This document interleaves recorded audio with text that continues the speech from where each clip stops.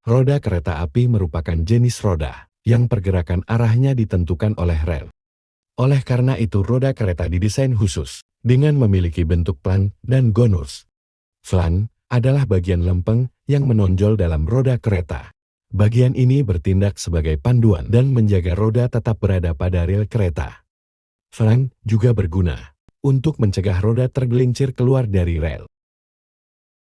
Sedangkan konus memungkinkan roda beradaptasi dengan baik saat melewati tikungan dengan kecepatan tinggi.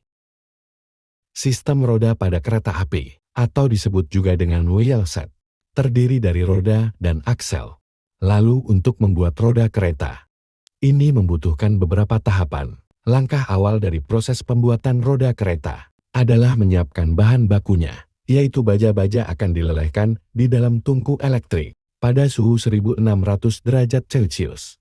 Setelah itu baja yang sudah cair akan dibawa menggunakan wadah, yang selanjutnya akan dimasukkan ke dalam cetakan. Di dalam cetakan, baja cair akan membentuk stel ingot dengan panjang yang sudah ditentukan.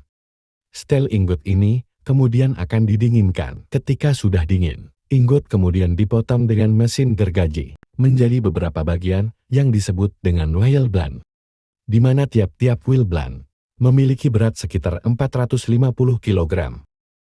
Wheel blank lalu dimasukkan ke dalam rotary furnace, yaitu furnace yang memiliki dua pintu.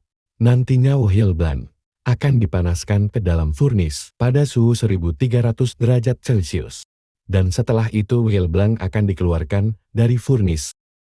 Wheel blank akan ditempatkan ke high pressure water jet cooling unit, yaitu untuk menghilangkan lapisan luarnya menggunakan air bertekanan tinggi. Setelahnya wheel blank dimasukkan ke dalam mesin press. Wheel blank akan diberi tekanan sebesar 9.000 ton, sehingga berubah bentuk menjadi bentuk roda kereta yang masih kasar. Roda kereta lalu dimasukkan ke dalam rolling mill oleh robot. Di dalam rolling mill, roda kereta akan ditekan lagi sampai diameternya membesar. Ketika selesai dari rolling mill, roda kereta akan masuk ke dalam shaping press unit yang berfungsi untuk membuat lubang di tengah roda kereta, di mana lubang tersebut nantinya berguna sebagai tempat aksel. Setelah itu, roda kereta akan melalui proses heat treatment, dan ketika dingin, roda kereta akan dibentuk lagi sesuai dengan spesifikasi yang ditentukan. Kemudian akan diinspeksi, serta melewati beberapa pengujian sebelum roda diberi label dan nomor identifikasi. Proses berikutnya adalah pemasangan aksel. Bahan pembuat aksel ini sama dengan bahan roda kereta, dan untuk prosesnya, ingot yang masih dingin akan dipotong dengan ukuran yang telah ditentukan. Kemudian ingot dipanaskan pada furnace. Ingot yang masih panas lalu dimasukkan ke dalam rotary fogging machine menggunakan manipulator. Pada rotary fogging machine, ingot yang masih panas akan diputar dan dipukul-pukul sampai membentuk aksel dengan ukuran tertentu. Setelahnya aksel masuk ke dalam proses heat treatment, yaitu proses thermal, untuk mengubah sifat-sifat dan karakteristik dari aksel yang bertujuan untuk memperbaiki kekerasan, kekuatan, dan lain-lain. Dari proses heat treatment, aksel akan dipotong lagi untuk memperoleh ukuran yang ditentukan. Proses selanjutnya, aksel akan dimasukkan ke dalam rough machine. Nantinya aksel akan dibentuk sesuai dengan profil yang telah ditentukan. Ketika selesai, aksel lalu dikirim ke bagian wheel mounting press yang berfungsi untuk memasukkan aksel ke dalam roda kereta melalui kedua ujung aksel. Ketika aksel sudah masuk ke dalam roda kereta, bagian ujung aksel kemudian diberi cairan pelumas oleh para pekerja secara manual, dan kemudian dipasang dengan bearing. Ujung bearing juga dipasang baut menggunakan alat yang bernama torsi branch. Dan terakhir, set roda yang sudah lengkap ini akan dikirim untuk proses pemasangan pada kereta. Roda kereta juga memerlukan perawatan serta perbaikan secara berkala atau saat roda mengalami kerusakan.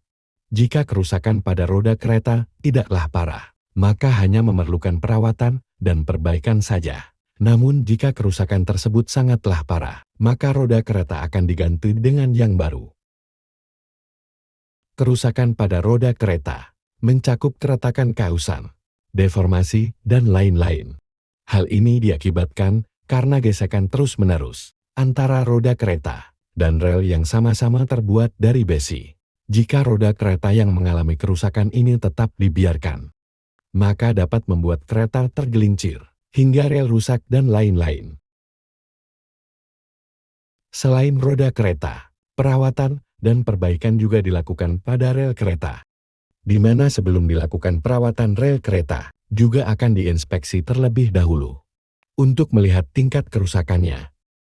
Jika rel rusak parah seperti permukaannya bergelombang, maka untuk memperbaikinya digunakan kereta yang bernama rel grinder. Rel grinder adalah kereta yang dilengkapi dengan gerinda untuk menghilangkan lapisan karbon, menghilangkan kerusakan, dan membentuk ulang profil kepala rel. Sebelum rel digerinda, rel grinder akan menyemprot dengan air. Dan setelah itu rel grinder akan menggerinda rel sambil berjalan pelan.